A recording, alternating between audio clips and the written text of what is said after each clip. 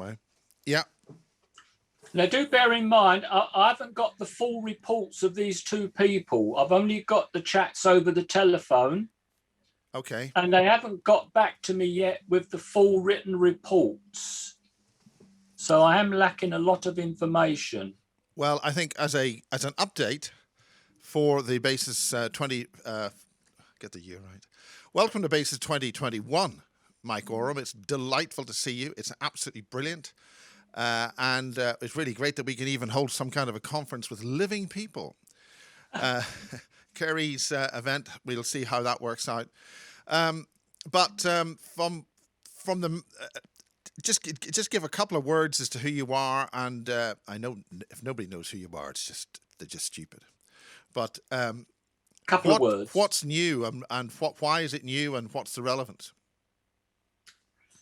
Right. Well, what I said to you before, Miles, and I will have to just say it again. I've been a bit out of touch with Warminster. Now I'm living 300 and odd miles away. A lot of reports I have go back to the 1970s in Warminster, where the most incredible, amazing things happened, as you well know. We experienced landings and all sorts of things. Now, I recently got in touch with two friends that I've been out of touch with for decades, since the 1970s. And through a strange coincidence, one of them suddenly contacted me. Well, that's the point. That's the whole point. Something's waking up there, Mike. Yeah, absolutely. And I had a chat to him. Both these friends are from the 1960s and 70s, when I used to live down there. They're both still under the Official Secrets Act. So there's only a certain amount I can reveal, and especially their names. And at the moment, I only have quick notes that I made over the telephone, which never does it any justice. But I have emailed, especially one of them, where the case is most interesting, something that happened above the Westbury White Horse. And I've asked him, the notes that I quickly put down, I can't, it doesn't really tell people enough at all, but it will tell them enough that something very strange went on, and it does want investigating. Yes, so we could go through those. Now, this first, I've asked him to email the full reports to me. I've emailed him again this morning, and I've still got no response. But I've asked my other friend now to try and get something out of him. He told me this story, first of all, which is when I met him 9 years ago. And this was the first time since the 1970s. And he told me about what happened here. And it was fascinating. So when I got back in touch with him recently, I did ask him to go through this again, which he did. And he went through it word perfect. Now, he said it was back in the late 1980s, and he was above the White Horse in Westbury. Now, he was on the official rights of way, so he was not out of his boundaries. There was farmland behind him, which was the farmer leased from the military. It was military land. But it was used for farming. And from what he said is that they were not really allowed on it. And it was far too near the rights of way above the White Horse. But anyway, he was there late 1980s roundabouts. He said it was a very hot day. He said there was a dry field. Now, I haven't looked this up. This is my mistake. I should have looked this up before I spoke to you. He said there was a dry field and a wet field. I don't know what a wet field is. But he said that he was walking past there and there were some large bushes. And he saw some movement in those bushes. So he actually went over to investigate. And when he got close to these bushes, these soldiers jumped out of it, heavily armed. And he said he noticed that there was like a sort of mist or gas, he thought in the end, that was covering the field. What were these soldiers dressed as? Well, they was in fatigues, and Okay. it seemed like that they were on some sort of manoeuvre Okay, because they were armed. Was it something which would be attributable to local conditions? Well, the thing is, they shouldn't have been where they were because they were on the farmland and too near the rights of way. So he didn't know what they were doing there at all. But a week later, he suddenly started to feel a bit ill. He had excruciating pain in both of his hips. Now, he walked through this gas type stuff that he mentioned. He actually had to walk through it. He had excruciating pain in his hips, and he found out there were 6 other people, as far as he was aware, that were also affected. He didn't know they were. He reported it to the council, who didn't seem to be aware of anything odd going on. But eventually, because he was now on walking sticks and he could hardly walk properly, he eventually managed to get to see a professor at the hospital, and they took MRI scans or whatever they done, and they said, and this is what he said, his hips were blown out of his sockets. Bloody as hell. Bizarre as that seems. And he said he had walked through this gas. He was 1 3/4 years out of work because of it. He wasn't receiving any payment from work, and his hips were replaced. 3 months later, they'd done the first one, and then shortly after that, they replaced the second one. And through going through a solicitor, he eventually got back pay, but he said for some strange reason it was heavily taxed. So he said he hardly got anything. Now, I've written down here, but I can't remember all the details now because I was scribbling over the telephone. He's mentioned Lord Bath and the House of Commons, and I think he said that it was raised in the House of Commons about what happened to him.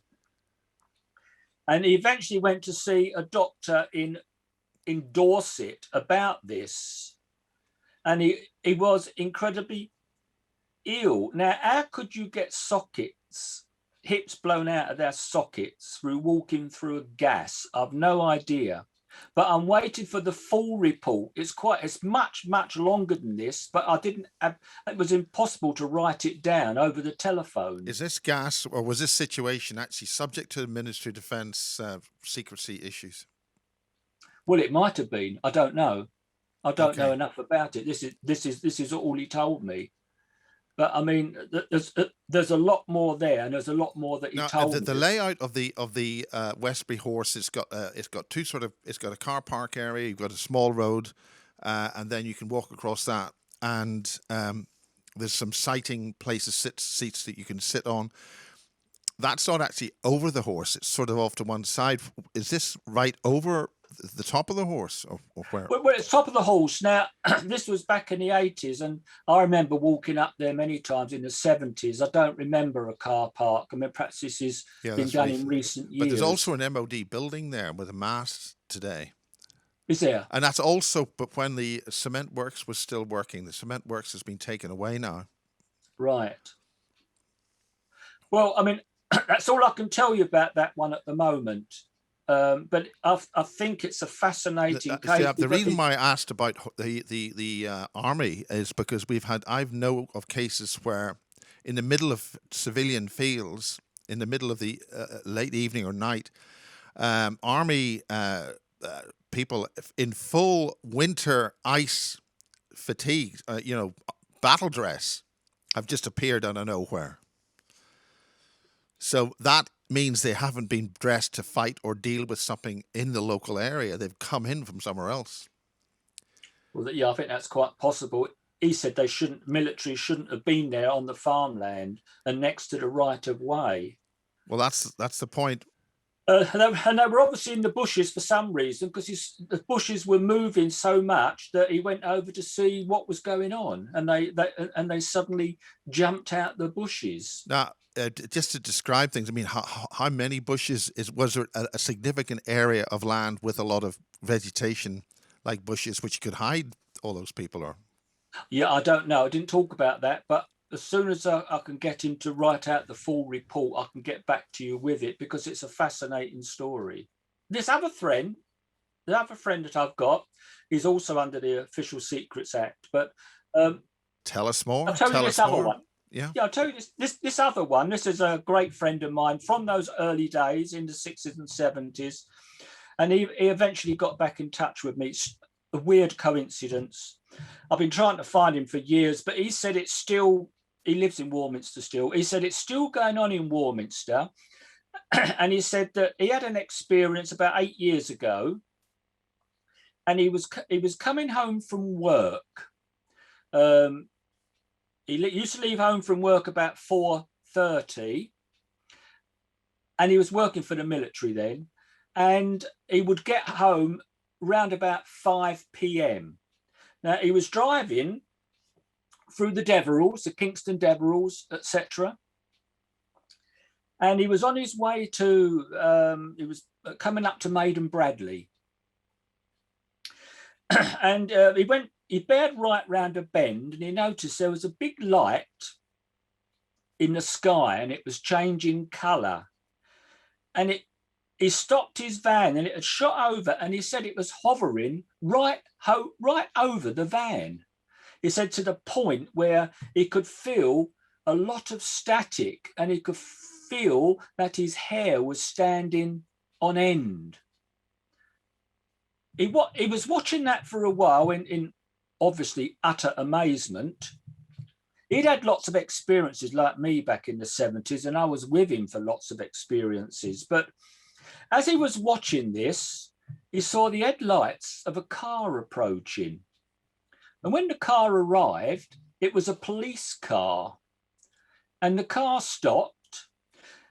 But as the car arrived, he said that this huge light shot off into the sky. So when the policeman arrived, obviously it wasn't there. But the policeman, he said to him, what are you doing here? And he said that he'd just been watching a strange light in the sky. And this policeman said to him, oh, he said, so you saw it too? He said, I've been watching it further up the hill. And they exchanged a few notes. And then the policeman went on his way. And eventually, my friend, I've got to be careful I don't suddenly come out with his name, started to drive back home again. He hadn't gone very far when he went round another bend in the road, and he noticed in the field that there was a light hovering just above the ground. Again, he stopped the car. He looked out. He was watching this light. Now, this is where it gets a bit odd, because let me just see these notes that I wrote down. I haven't got it in my head, but I can tell you next time. It's a road coming down from the Kingston Deverells, dropping down into where you'll come down into Warminster as you're going through the Deverells. That used to be my post round back in the 70s. So I used to know those roads quite well. He said it was rotating clockwise, and as he stood and watched it, eventually it suddenly went black, and it shot up into the sky. And then he drove home.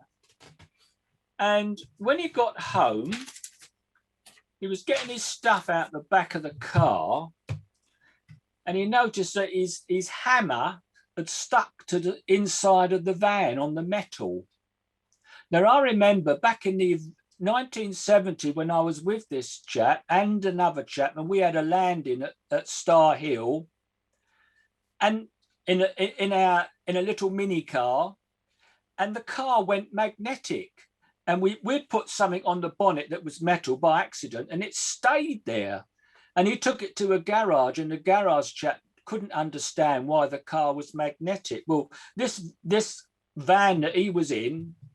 Mike, I have to ask you a very serious question. Had the van been vaccinated? Well, not in those days, no. So I can probably. He might have had a quick flu.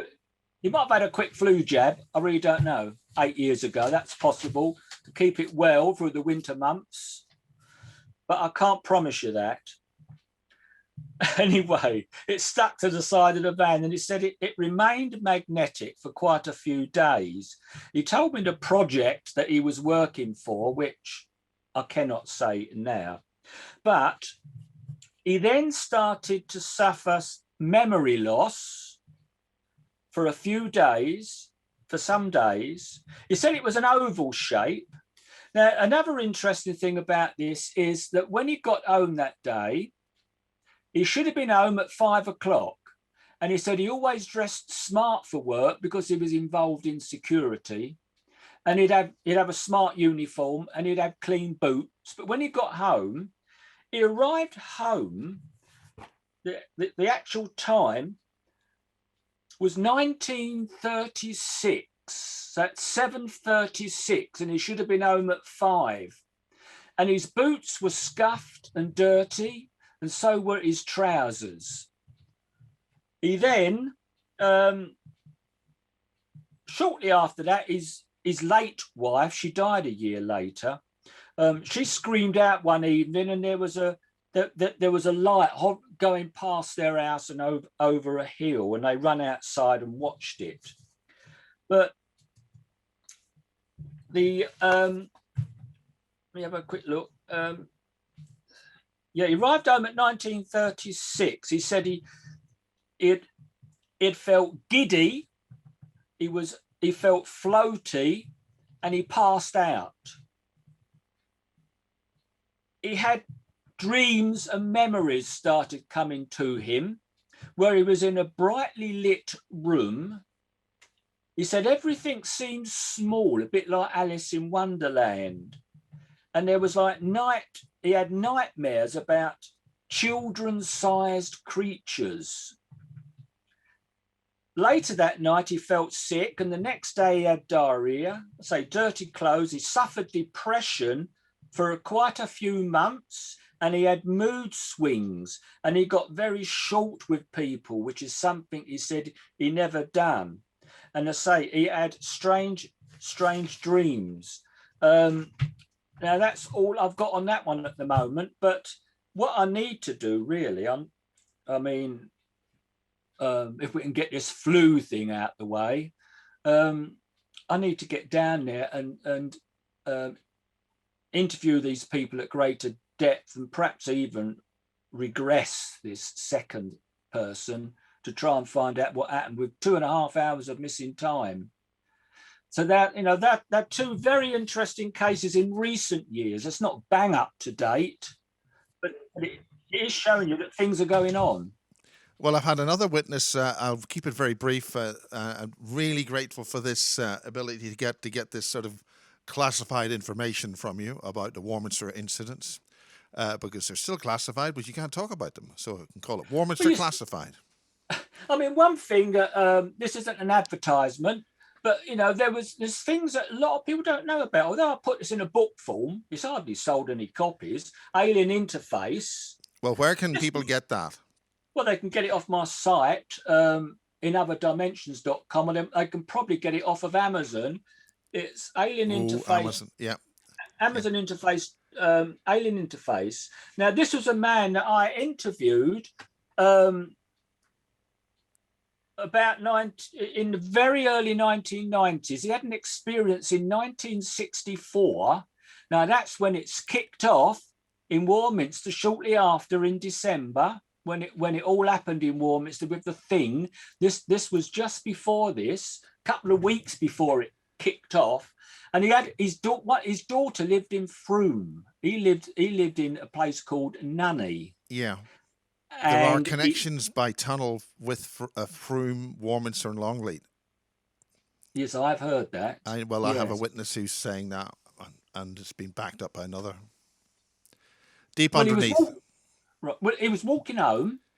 He was walking home on the edges of Longleat Forest, just outside Frome, right on the extreme edges. And basically, I cut a long story short for now, but he was suddenly grabbed by these three strange creatures. And I've come across these types of beings before that seem to be working for these other off-welders. And they took him onto the craft. But he had 3 meetings with them, the second 2 by prior arrangement in 1964, outside of, I can give you the exact place, the second 2 by prior arrangement were at, hang on, I'll get it to you. Just when I was speaking in Warminster. Well, anyway, not far from Nunny. All right. Can I give you the information later, or do you want me to? But just up from there, there's gravel pits. Now, they're quite well known because when I lived there in the 1970s, when I lived in Warminster, in these gravel pits, several of the workmen refused to work at night because they kept seeing strange lights moving around the quarry bottom. And one of the men told me that he stopped working at night because he could be there on his own sometimes, or just another couple of people in the quarry bottom, and it scared him. And that was when? This was 1964, yeah. And the second 2 meetings were by prior arrangement, and they met in that quarry. And he was taken on the craft all 3 times, and they told him many, many things. Now, he came to me in just after 1990, because he'd done what a lot of people used to do.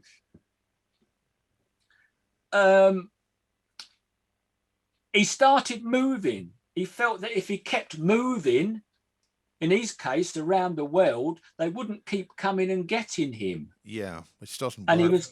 He was getting MIB activity and all sorts of things. Yeah. And he burst into tears a couple of times when he got onto the bit where they told him about what was going to happen in the future. And he had 9 children. And he said, what sort of future is going to happen for them in this world? There is no future. And now we are in the future.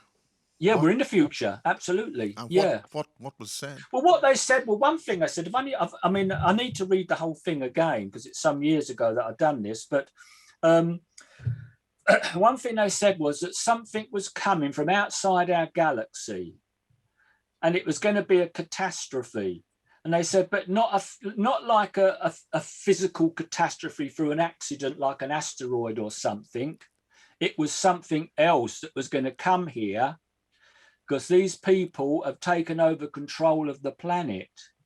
And they said it was going to happen after the year 2000, basically, and they're preparing for it now. So whether that's relating to this present situation or not, I don't know. But we had to stop. It took me 6 weeks interviewing him. I spent about 4 hours once a week for 6 weeks, and twice I had to stop those sessions because he got so upset about what they said to him about the future and the effect it will have on his children. But he wrote to Margaret Thatcher, he wrote to the Houses of Parliament, he wrote to government in various places, many places, and didn't get a single reply from any of them. This was out of desperation because he said he wanted to know what was happening. And eventually he wrote to Jenny Randalls, and Jenny Randalls passed it on to me. And I took it up and investigated him. It's a fascinating story, but no one knows about it. But I mean, how many cases are there, where someone's taken onto a flying saucer for 3 days, and at the height, 2 weeks before it kicked off on Christmas Day in Warminster in 1964, he had this initial contact on the edges of Longleat. Yeah, absolutely. I think it's taken a lot of people by surprise, even people that are truly awake, how quickly it happened and how quickly they managed to get people wearing masks around the world in what, 2 to 3 weeks. I mean, I think many of us have found that unbelievable, how gullible a lot of people are. But putting all that on one side, as you know, I've been in contact since I was a child, on and off. And I still have absolute faith that if you want to call them the good guys, the good off-worlders, do have this in control. And what they are doing, I think the satanic version is that they have to play out this certain thing for their own ends, their own deeds. They have nowhere to go now. And very quickly now, they're starting to really get found out for what's going on here. And I think that could change the whole system. But the off-worlders, and don't forget, I was told this when I was 4 years old in 1955, when I told my mother that something of incredible importance is going to happen on this earth that will affect all units of consciousness, whether it was mineral, vegetable, animal, or man. Not in your lifetime, Mum. She died 10 years ago or more, 17 years ago. Not in your lifetime, Mum, but in mine. And this is what I was talking about back then. So I've always known this was coming. And from what I've been told by my off-worlders is that it is all under control. And I think they will be showing their cards very soon now. All is not lost. Well, on that point, Mike, I am eternally grateful for you to drop in. After the last time we had anything to do with all this sort of stuff was at the really wonderful Ammach conference. That was 10 years ago. Yes. And that was a great step forward. And where we have on Bases here now, just Bases 2021, we're right into the 21st century now, big time. And things are happening. And thank you, Mike Oram. Until next time. Nice to talk to you, Miles.